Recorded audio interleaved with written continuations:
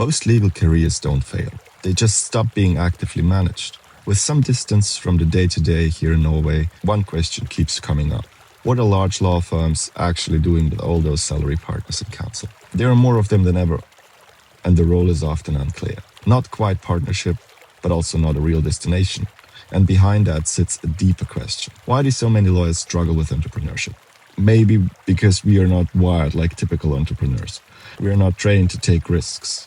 We are trained to spot them and avoid them. And that makes this shift harder than it looks. Because technically, most lawyers are excellent, but very few ask themselves early on, where does my next client come from? Why would somebody choose me? And what would I build if I had to rely on my own pipeline? That shift, from executing to generating business, that's the turning point. Since leaving big law, I've seen how strongly our profession relies on structure. Clear steps, clear titles, clear compensation. That works, but it's not the only path. If you take on entrepreneurial responsibility, your reality changes. High 6 figures, even 7 figures.